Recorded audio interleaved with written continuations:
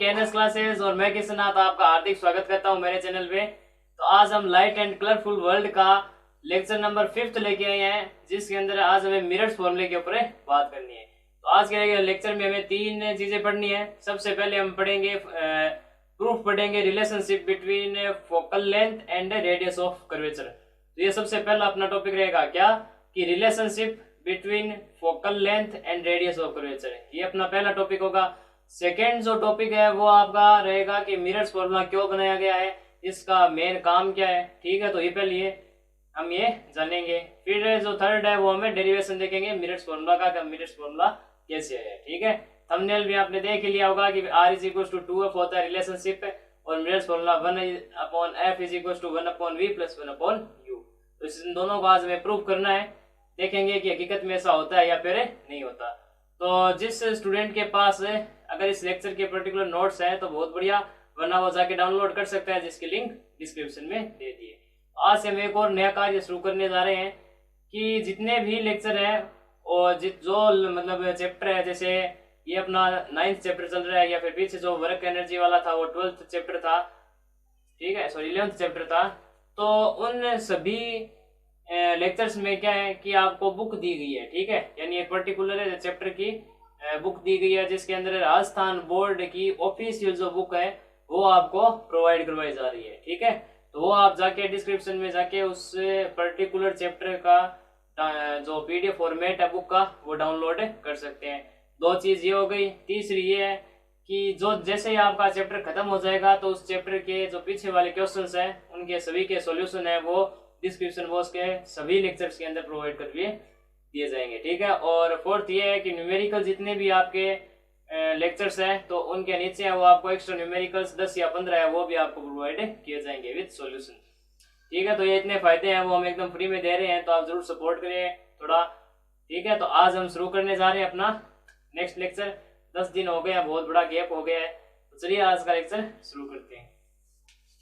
तो देखो, सबसे पहले आपको पता है कि relation between focal length and radius of curvature R is equal to 2F होता है या फिर F is equal to R/2। ठीक है, तो ये रिलेशनशिप होता है, आपको हम बता दें अगर नहीं पता है तो। जहां पर F है वो फोकल लेंथ और R है वो रेडियस ऑफ कर्वेचर होता है। ठीक है, अब हम देखते हैं इसका जो प्रूफ है वो देखते हैं कि इसका क्या भाई हमारे पास सबूत है कि हकीकत में ऐसा होता है या फिर नहीं होता। पर एक बात ध्यान रखें कि F is equal to R/2 है वो तभी वैलिड होता है तब आपका जो मिरर का पार्चस है वो बहुत छोटा हो। ठीक है, मिरर का पार्चस अगर आपका छोटा है, पार्चस अगर छोटा है तभी आपका क्या है वैलिड होगा ये फॉर्मूला। अब देखो कि ये मान लो मेरे पास क्या है, ये कोई कॉनकेव मिरर है भाई। ठीक है, ये हम अज्यूम कर रहे हैं कि हमारे पास ये एक मिरर है जिसकी एक सरफेस है वो पॉलिश्ड है और अंदर की जो केव वाली साइड है वो क्या रिफ्लेक्टेड है। ये अम है, ये अन है, ये आपके पार्चस हो गए, ये आपकी प्रिंसिपल एक्सिस हो गई, ये पोल, ये फोकल पॉइंट और ये आपका सेंटर ऑफ कर्वेचर। ठीक है, अब देखिए मैं मान लेता हूं कि मेरे पास प्रिंसिपल एक्सिस की अगर कोई पैरेलल अगर रे आती है तो ये आपकी क्या है, प्रिंसिपल एक्सिस के पैरेलल आती हुई एक रे है। तो प्रिंसिपल एक्सिस के जितनी भी रे है वो अगर पैरेलल आती है तो आफ्टर रिफ्लेक्शन क्या होता है भाई, वो फोकल पॉइंट से पास होती है। ठीक है, फोकल पॉइंट से पास होती है, फोकस पॉइंट से पास होती है। अब अगर मैं बात करूं तो इसका अगर नॉर्मल बनाना पड़ेगा। देखो ये क्या है, रिफ्लेक्शन का फिनोमेना है। तो जब रिफ्लेक्शन का फिनोमेना होता है, जब इंसिडेंट रे आपकी आती है तो नॉर्मल से जो बनता है इंसिडेंट एंगल का एंगल, उसी एंगल से क्या हो जाता है, रिफ्लेक्टेड रे वापस लौट जाती है। तो हमें नॉर्मल की जरूरत पड़ेगी। नॉर्मल बनाने के लिए आपको हमने फर्स्ट लेक्चर के अंदर बताया था, अगर याद है तो आपको पता होगा कि जितनी भी कर्व्ड सरफेस होती है उनका नॉर्मल कैसे बनाते हैं कि जो नॉर्मल हम बनाएंगे वो सेंटर ऑफ कर्वेचर या फिर सेंटर से पास करेगा, स्फीयर का जो सेंटर से पास करेगा। तो यहाँ से देखो सेंटर से पास करेगा तो नॉर्मल इसका कैसे बनेगा भाई, ये लो, ये इसका इस प्रकार से क्या होगा, नॉर्मल बन जाएगा। तो ये एंगल हो गया इंसिडेंट एंगल, ये हो गया रिफ्लेक्टेड एंगल। तो एंगल इंसिडेंट और रिफ्लेक्टेड एंगल, ये दोनों आपके क्या होंगे, बराबर होंगे, क्योंकि लॉ ऑफ रिफ्लेक्शन आपको यही बताता है कि angle of incident angle and angle of reflection दोनों बराबर होते हैं।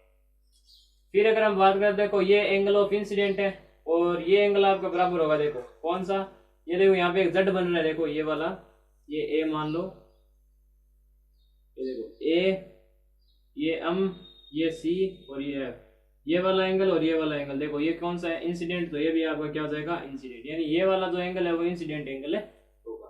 ठीक है, तो ये हो गया angle of incident, angle A M C is equal to angle M C F. ठीक है, ये दोनों आपके बराबर होंगे एंगल आई। ये क्यों होगा, क्योंकि ये क्या है, अल्टरनेटिंग एंगल है। ठीक है, अल्टरनेटिंग एंगल, ये आपको समझ में आ गया, अल्टरनेटिंग एंगल है। अच्छा, अब जब एक ट्रायंगल के अंदर जब दो एंगल इक्वल होते हैं तो एंगल कैसा, सॉरी, जो आपका ट्रायंगल है वो कैसा होगा, आइसोस्केलस ट्रायंगल होगा। ठीक है, 9th की बात है कि if two angles are equal in any triangle then triangle is isosceles, तो वो आपका जो ट्रायंगल है वो कैसा होगा, आइसोस्केलस ट्रायंगल होगा। तब उसकी जो दोनों साइड्स है, अपोजिट एंगल है, वो एंगल के अपोजिट जो साइड है वो आपकी क्या होगी, इक्वल होगी। दो एंगल देखो, एक तो ये एंगल है और ये एंगल है, इस एंगल के देखो अपोजिट कौन सी साइड है, ये वाली है। ठीक है, एम एफ, तो M F is equal to इसकी एंगल आर की जो अपोजिट साइड है वो ये है सी एफ, तो ये हो गया सी एफ। ठीक है, ये फर्स्ट इक्वेशन मान लो आप, ये आपका क्या होगा, इक्वल हो गए दोनों साइड्स। ठीक है, देखो एक ट्रायंगल के अंदर अगर दो आपके एंगल इक्वल है तो वो ट्रायंगल कैसा होता है, आपका आइसोस्केलस होता है। और आइसोस्केलस ट्रायंगल के अंदर जो आपका एंगल इक्वल है तो उस एंगल के जो अपोजिट साइड्स होती है वो भी आपकी क्या होगी, इक्वल होगी। ठीक है, अब देखो आइसोस्केलस में दो साइड्स इक्वल होती है, और कौन सी दो साइड्स इक्वल होती है, जिसके एंगल है वो इक्वल हो आपके। तो ये आपको समझ में आ गया। अब देखिए, अगर मैं मान लेता हूं कि if apertures of this mirror is very small, this mirror is very small, then अगर इस मिरर का अपर्चर्स बहुत छोटा हो, और हमें पता है कि हमारे सिलेबस में सभी छोटे अपर्चर्स के ही मिरर्स है, तो यहाँ पर आपका अगर अपर्चर्स बहुत छोटा है तो देखो ये वाला और ये वाला दोनों साइड से वो क्या होगी, इक्वल होगी। कौन कौन सी, एक तो है M F is equal to कौन सी हो जाएगी, एफ पी। ठीक है, ये सेकंड इक्वेशन मान लो। देखो फर्स्ट इक्वेशन तो ये है इस ट्रायंगल से, ठीक है, आइसोस्केलस जो ट्रायंगल है उससे ये, और जो सेकंड इक्वेशन है वो M F is equal to F P, ये कहां से है, अगर आपका अपर्चर्स है बहुत है छोटा हो। देखो ये वाला अपर्चर्स है अगर बहुत छोटा होगा तो ये वाली जो साइड है और ये वाली साइड है दोनों क्या हो जाएंगे, इक्वल हो जाएगी। ठीक है, तो ये आप ध्यान में रखोगे, तो दोनों ये हो गए दो इक्वेशन। अब देखो अगर मैं इससे सी पी को अगर लिखना चाहूं, ये देखो सी पी इतना है तो इसके देखो दो हिस्से हैं, एक तो सी एफ और एक है एफ पी, तो दोनों देखो ये है, तो इसके बराबर में मैं ये लिख सकता हूँ C F plus F P. ठीक है, एब्सोल्युटली राइट, कोई बात नहीं है, हम आराम से इसको लिख सकते हैं C P is equal to C F plus F P. अब यहाँ पे देखो सी एफ है ना, ये सी एफ है, देखो सी एफ की जगह पे क्या है, सी एफ किसके इक्वल है, एम एफ के, और एम एफ किसके इक्वल है, एफ पी के, तो C P is equal to F P plus F P, मैं ऐसे लिख सकता हूँ। Then C P is equal to आपका क्या आ जाएगा, 2 टाइम्स ऑफ एफ पी। ठीक है, और एफ पी आपका क्या आ जाएगा, सी पी अपॉन 2। अगर आप देखो तो एफ पी क्या है आपका, एफ पी, ये देखो ये आपकी फोकल लेंथ है ना, और सी पी आपका क्या है, रेडियस ऑफ कर्वेचर है। तो यहाँ पे रख दो एफ पी, तो आपका क्या है, देखो एफ और पी फोकल लेंथ है, और सी पी आपका क्या है, रेडियस ऑफ कर्वेचर अपॉन 2। ये लो आपका फॉर्मूला प्रूफ है। ठीक है, यहाँ पे ये प्रूफ है। तो वहां पे हम कह रहे थे कि 10 मिनट आपके ज्यादा बढ़ जाएंगे, तो यहीं पर ही आपको हमें बता देंगे। देखो फर्स्ट इक्वेशन है वो आपकी कहां से आई है भाई, ये आपके ये इससे ट्रायंगल से, क्योंकि देखो यहाँ से जो एंगल आई और एंगल आर ये इक्वल होंगे, क्योंकि ये कौन सा रिफ्लेक्शन लो है, और ये वाला एंगल आई और ये एंगल आई दोनों बराबर हो जाएंगे, क्योंकि अल्टरनेटिंग है एंगल्स है। फिर अगर एक ट्रायंगल के अंदर दो एंगल इक्वल हो तो वो आइसोस्केलस ट्रायंगल होता है, और एंगल के अपोजिट वाली जो साइड्स होती है वो भी आपकी क्या होगी, इक्वल होगी। आइसोस्केलस ट्रायंगल होता क्या है, जिसकी दो साइड्स या फिर दो एंगल क्या हो, इक्वल हो। तो ये आपका हो गया फिर दो इक्वेशन, पहली इक्वेशन यहाँ से आ जाएगी, फिर सेकंड इक्वेशन आपकी यहाँ से आ जाएगी। पार्ट्स बहुत छोटा हो तो ये वाली साइड और ये वाली साइड दोनों क्या हो जाएगी, इक्वल हो जाएगी। तो ये सेकंड इक्वेशन आ गई। फिर हम इस पूरे सीपी को लिख सकते थे C F plus F P, फिर F P plus F P हो जाएगा, क्योंकि यहाँ पे देखो एफ पी और यहाँ पे देखो सी एफ है। सी एफ किसके इक्वल है, एम एफ के, और एम एफ किसके इक्वल है, एफ पी के। तो हम एफ पी यहाँ पे लिख सकते हैं। तो F P plus F P क्या हो जाएगा, 2 times of F P, and F P क्या हो जाएगा, C P upon 2। F P क्या है आपका फोकल लेंथ, और सी पी आपका क्या है, radius of curvature. Then F is equal to R by 2। तो ये आप आराम से लिख सकते हैं। तो पहले आप ये नोट कर लीजिए, फिर मिरर्स फॉर्मूले की तरफ चलते हैं। तो ये कर लीजिए आप नोट। तो अब हम हमें अपने नेक्स्ट टॉपिक की तरफ चलते हैं, मिरर्स फॉर्मूला की ओर। देखो मिरर्स फॉर्मूला क्या होता है कि कोई भी अगर आपका मिरर है तो उसके सामने कोई भी आप अगर ऑब्जेक्ट रखते हो और उसकी इमेज बनती है, तो आप एक ऐसा रिलेशनशिप पाते हो कि आपको पता चल जाता है कि इमेज कहाँ बनेगी, उसकी इमेज की हाइट कितनी होगी। तो ये आप नॉर्मली उस मिरर्स फॉर्मूले से आप पता लगा सकते हैं। ठीक है, तो ये हमें क्या है, मैथमेटिकल टूल्स दिया गया है हमें साइंस की ओर से कि आपको बार बार रे डायग्राम बनाने नहीं पड़ेंगे। सबसे जो इसका मेन फायदा है वो यही है कि आपको बार बार क्या है, जो आपके रे डायग्राम्स हैं वो आपको बनाने नहीं पड़ेंगे। रे डायग्राम नहीं बनाने पड़ेंगे तो इसका मतलब है इतनी भाई माथापड़ी नहीं होगी, क्योंकि हमें बार बार है वो क्या होगा, स्केल की सहायता से, पेंसिल की सहायता से, तो इनसे हमें क्या बनाने पड़ेंगे, मिरर्स फॉर्मूला आपका वहां पे अगर नहीं होता है तो उस कंडीशन के अंदर आप क्या करते हो, रे डायग्राम बनाते हो। और रे डायग्राम बनाना हर एक इमेज के जो ऑब्जेक्ट के लिए बहुत इम्पॉसिबल होता है।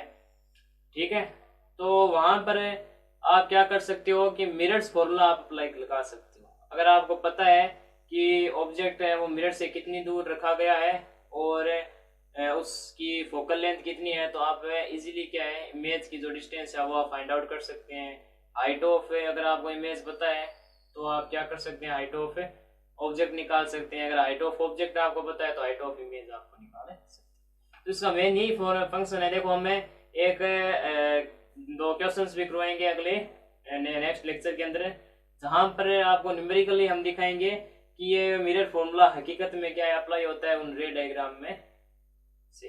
रे डायग्राम से एकदम मैच होता है, इसलिए वो मिरर्स फॉर्मूला एकदम ट्रू है। तो हम आपको वहां पे सिद्ध भी करवाएंगे। ठीक है, न्यूमेरिकली वैल्यू लेंगे और हम पता लगाएंगे कि हाँ सच में ऐसा होता है। तो अब हम शुरू करते हैं अपने मिरर्स फॉर्मूला प्रूव करते हैं, देखते हैं क्या हकीकत में ये काम आता है क्या। तो मान लेते हैं कि हमारे पास ये एक मिरर है, कॉनकेव मिरर है। ये मान लो आपका कॉनकेव मिरर है। ठीक है, ये आपका कॉनकेव मिरर है जिसके पार्ट्स है वो m और n है, और ये प्रिंसिपल एक्सिस है और ये आपका पोल है। तो वहां पे वो पोल है, तो ये आपका क्या हो गया, फोकस पॉइंट, और ये सेंटर ऑफ कर्वेचर। ठीक है, अब मैं क्या रखता हूँ, जो ऑब्जेक्ट है वो थोड़ा से सेंटर ऑफ कर्वेचर से क्या है, पीछे की ओर रखता हूँ। ठीक है, तब उस कंडीशन के अंदर देखो आपकी एक रे तो लेके आओ आप प्रिंसिपल एक्सिस के पैरेलल। ठीक है, तो पैरेलल लोगे तब आपका फोकस पॉइंट से वो क्या है, रे है वो पास करेगी इस प्रकार से। ठीक है, और एक है वो आप फोकस पॉइंट से पास करो। फोकस पॉइंट से जब आप कोई रे पास कराते हो तो आफ्टर रिफ्लेक्शन प्रिंसिपल एक्सिस के पैरेलल हो जाती है। ठीक है, तब आपका जो ऑब्जेक्ट मिलेगा वो आपको यहाँ पर मिल जाएगा। ठीक है, तो ये ए और ये बी है, तो ये मान लो ए डैश है और ये बी डैश है, सॉरी ये बी डैश और ये ए डैश। ठीक है, ये खोपड़ी वो ऊपर की नीचे की तरफ हो गई ना। और इसके अगर आप नाम देना चाहो, देखो ये एम और एन ही नाम रख दो। ठीक है, इसके एम और एन है, तो ये आपका है। अब ये फोकल लेंथ हो गई। ठीक है, और ये आपका इमेज जो सॉरी ऑब्जेक्ट डिस्टेंस है वो हो गई, और ये इमेज डिस्टेंस है। ठीक है, तो ऑब्जेक्ट डिस्टेंस है वो हमने u से डिनोट किया है। ठीक है, और जो इमेज डिस्टेंस है वो v से। ठीक है, तब आपका जो मिरर्स फॉर्मूला निकल के आता है यहाँ से, मिरर फॉर्मूला, वो मिरर फॉर्मूला होता है आपका 1/v + 1/u = 1/f। ये आपका फॉर्मूला होता है, जहां पर v है वो क्या है, image distance from pole, u है वो ऑब्जेक्ट डिस्टेंस फ्रॉम पोल और f है वो फोकल लेंथ फ्रॉम पोल। ठीक है, सभी डिस्टेंस वो पोल से मेजर करते हैं, हमने बताया था। अब देखो, अगर आपको मिरर्स फॉर्मूला प्रूव करना है तो आपको अभी जो आपके 10th क्लास में एक चैप्टर है शायद मैथ के अंदर है, सिमिलरिटी का। ठीक है, जिसे हिंदी में समरूपता कहते हैं। तो हिंदी में सिमिलरिटी का जो कंसेप्ट है वो आपको कवर होना चाहिए। ठीक है, उसमें क्या है कि अगर आप कोई भी दो ट्राइंगल लो और दो ट्राइंगल्स के अगर क्या है एंगल इक्वल है, कोई भी दो एंगल इक्वल कर दो एंगल आप जब इक्वल करते हो तो वहां पर जो रूल लगता है वो होता है ए रूल। ठीक है, ए रूल से दो अगर तो कोई आप ट्राइंगल है वो सिमिलर कर देते हो तो उस कंडीशन के अंदर जो आपके साइड्स के जो रेशियो होते हैं वो आपके क्या होते हैं, इक्वल होते हैं। तो आपको क्या थ्योरम आपको आनी चाहिए। तो देखो आप क्या करोगे, इन ट्राइंगल हम आपको बता देते हैं, दो बार हमें दो ट्राइंगल लेने पड़ेंगे। तो देखो पहले तो आप ए बी और एफ एंड ए का आप ट्राइंगल लो, ये वाला एन पी और एफ वाला। ठीक है, तो ये दो ट्राइंगल आप जो लोगे तो एक तो देखो ये है 90 डिग्री, ये इक्वल हो रहे हैं आपके। ठीक है, अपार्चस बहुत छोटा है इस वजह से यहाँ पे आपको 90 डिग्री ही दिखेगा। ठीक है, अब आप ये समझ करना ये करो हुआ है तो यहाँ पे 90 डिग्री कैसे होगा, तो अपार्चस बहुत छोटे होते हैं हमारे सिलेबस में, इस वजह से यहाँ पे 90 डिग्री आप लिख सकते हैं। तो ये देखो, ये तो ये हो गया angle A B F is equal to, एक एंगल हो गया ये आपका F P and N is equal to 90 degree. एक तो आपका ये हो गया, और एक एंगल और ढूंढो। देखो ये वर्टिकली अपोजिट एंगल्स है। ठीक है, वर्टिकली अपोजिट एंगल कौन से होंगे, एक तो हो गया A F B is equal to, एक हो गया आपका पी एफ एन। तो ये आपके हो गए वर्टिकली अपोजिट एंगल। ठीक है, वर्टिकली अपोजिट एंगल। ठीक है, तो इस वजह से बाई ए सिमिलरिटी थ्योरम,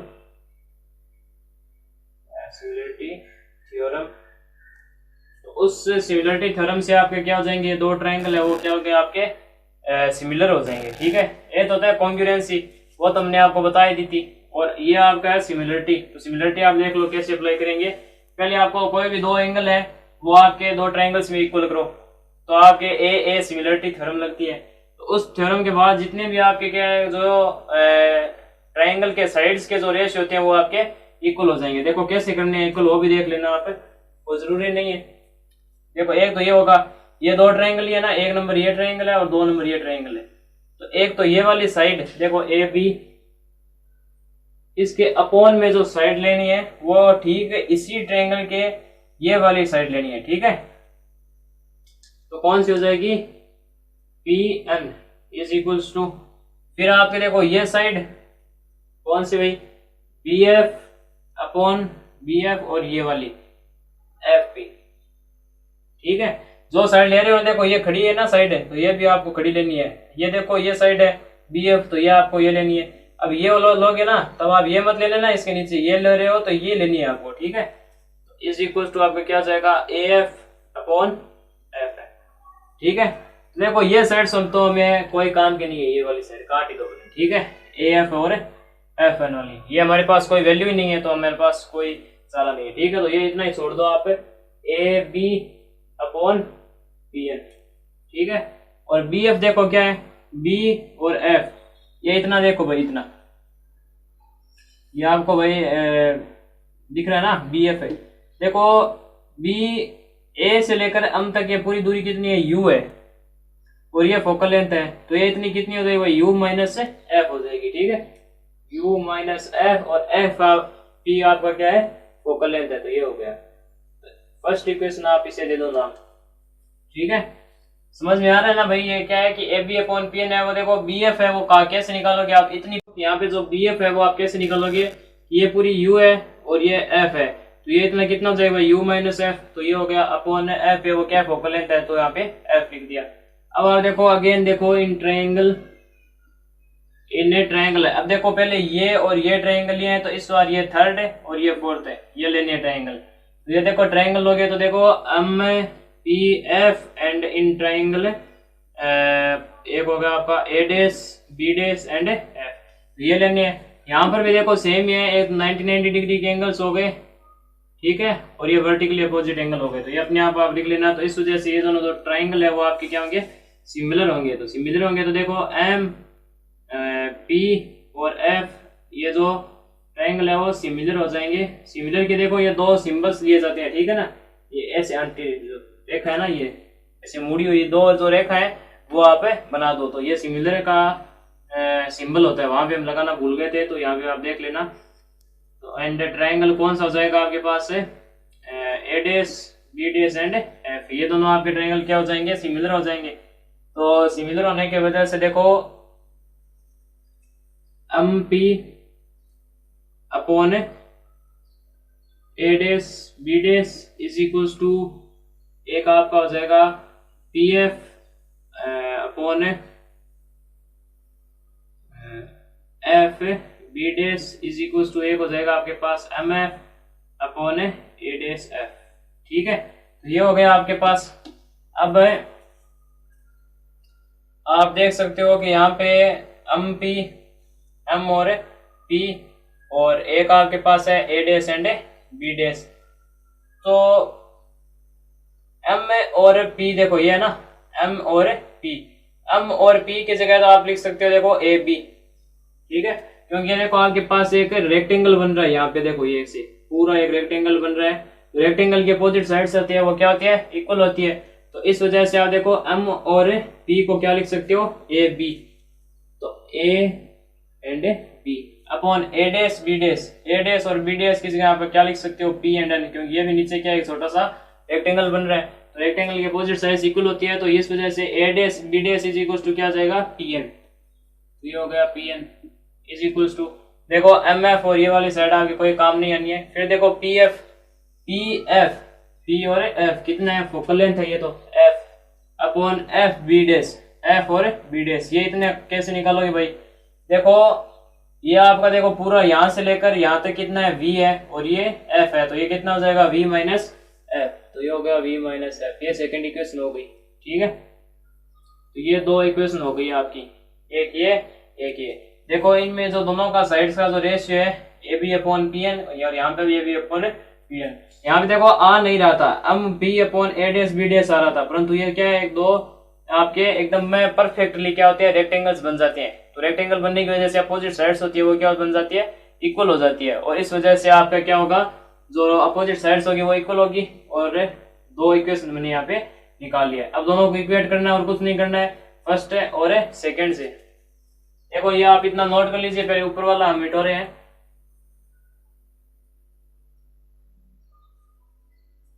तो ये हमने मिटा दिया।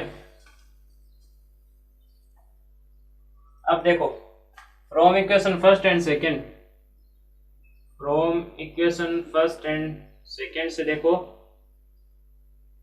ये दोनों बराबर है, ये दोनों के जो साइड्स के रेशियो वो बराबर है, तो इन रेशियो ये रेशियो वो भी आपके क्या होंगे, बराबर होंगे। तो F upon V minus F is equal to U minus F upon F. तो यहाँ पे देखो क्रॉस मल्टीप्लीकेशन कर दो, ये ऊपर जाएगा तो ये हो जाएगा एफ स्क्वायर, और ये हो जाएगा v minus F into U minus F. तो F square is equal to, देखो ये हो जाएगा यूवी माइनस ये हो जाएगा वी एफ माइनस ये हो जाएगा यू एफ, और प्लस से एफ स्क्वायर, ठीक है। कुछ नहीं, मल्टीप्लाई कर रहे हैं, तो एफ स्क्वायर से एफ स्क्वायर कैंसिल आउट हो गया ना, और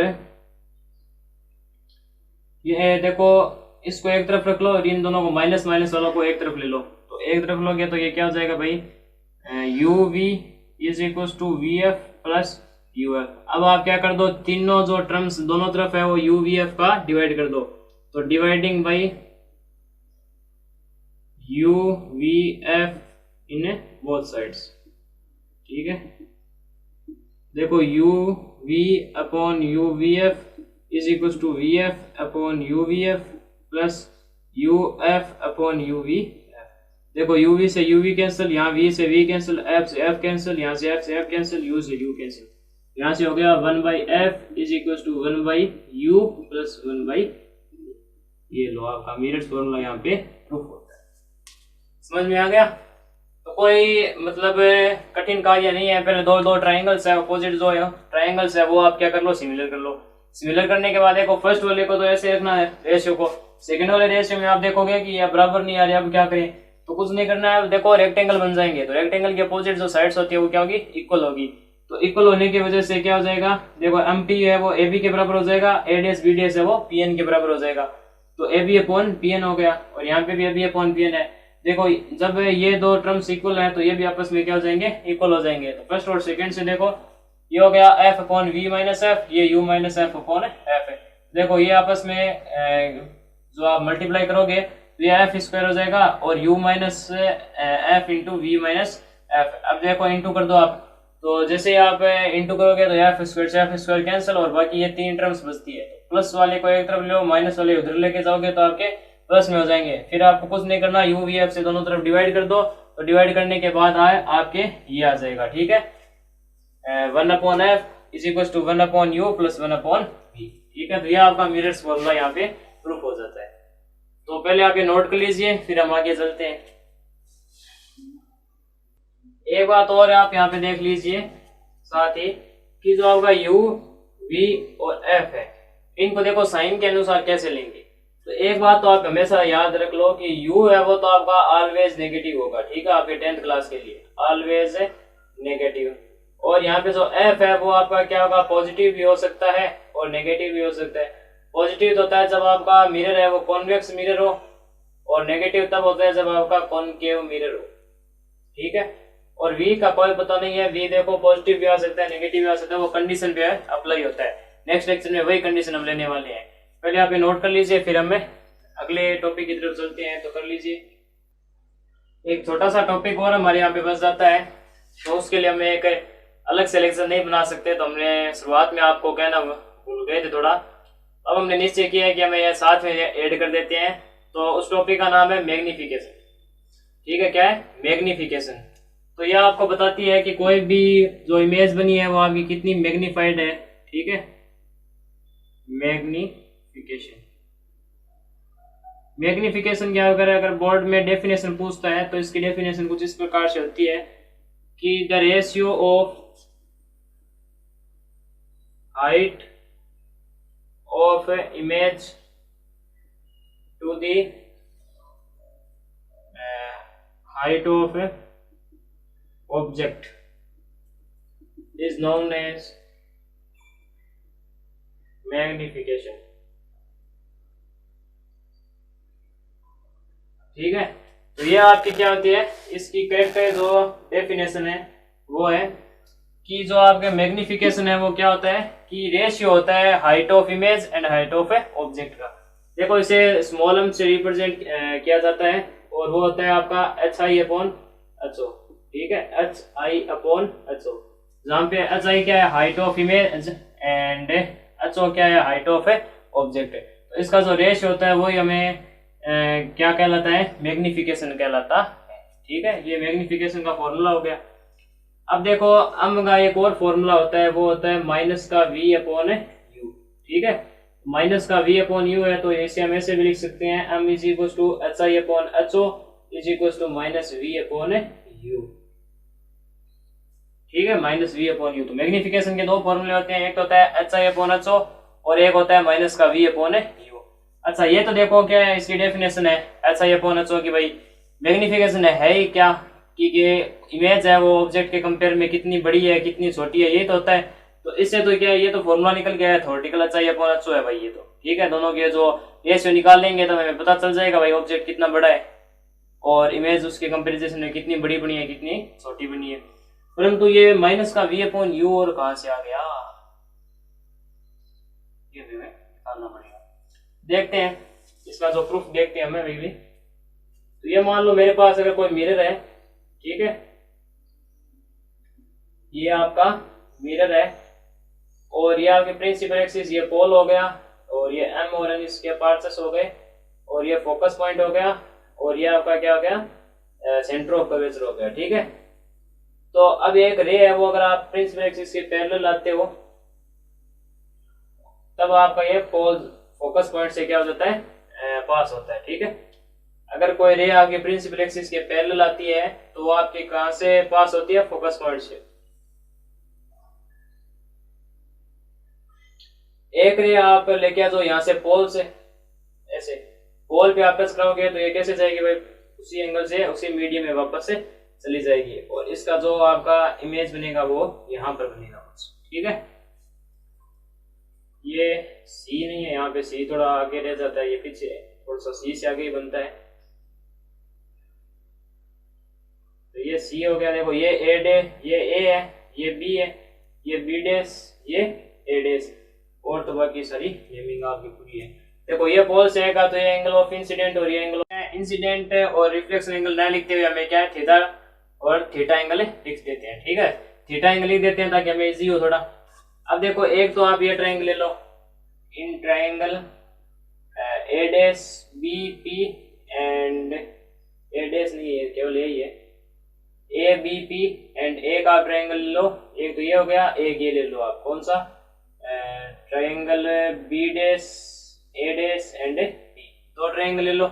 यहाँ से देखो एक तो 90 डिग्री का एंगल हो जाएगा और एक है वो, ये दोनों एंगल है वो इक्वल हो जाएंगे, तो इस वजह से ये दोनों जो ट्रायंगल है वो क्या होंगे, बाय डबल ए थ्योरम से क्या हो जाएंगे, सिमिलर हो जाएंगे। ठीक है, एक तो 90 डिग्री के एंगल हो गए और ये दो एंगल इक्वल है, क्योंकि ये क्या है, लॉ ऑफ रिफ्लेक्शन को फॉलो करें तो angle I is equal to angle R, तो ये दो आपके क्या हो जाएंगे, ट्रायंगल है वो सिमिलर हो जाएंगे।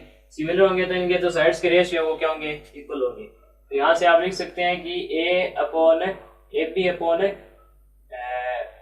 ए डैश बी डैश एंड आप लिख सकते हैं B P upon B dash B. ठीक है, ये आप लिख सकते हैं इजीली, कोई दिक्कत की बात नहीं है। तो ए बी आपका क्या है, देखो ए बी हाइट ऑफ क्या है, ऑब्जेक्ट है, तो height of object upon A dash B dash क्या है आपकी height of image is equal to B P. देखो क्या है, बी और पी, ये इतना इतना क्या है आपका यू है, और यू हमेशा आपका क्या होता है, नेगेटिव होता है भाई, याद रखना नेगेटिव होता है। और जो इसके नीचे जो आप लेते हो ना, देखो ये प्रिंसिपल एक्सिस से जो भी नीचे आप हाइट लोगे वो कैसे होती है, नेगेटिव होती है, तो ये आपकी हाइट ऑफ इमेज है वो आपकी क्या होगी, नेगेटिव आएगी। और बी डैश पी क्या है, देखो बी डैश और पी, ये आपका क्या है, इमेज की डिस्टेंस है, और ये भी नेगेटिव होगी क्योंकि पोल के देखो अपोजिट साइड में है। देखो ये इंसिडेंट एंगल पॉजिटिव डायरेक्शन में है, तो ये देखो इसके पॉजिटिव में है, तो इस वजह से ये आपकी वी भी क्या होगा, नेगेटिव ही आएगा। यहाँ से देखो ये नेगेटिव से नेगेटिव कैंसिल हो गया, तो माइनस का यू बाई वी बचा है। तो अब आप देखो H I upon H O करके देखो, आपका क्या मिलेगा, माइनस का वी अपॉन यू। ये लो, इसका प्रूफ भी आपको मिल गया।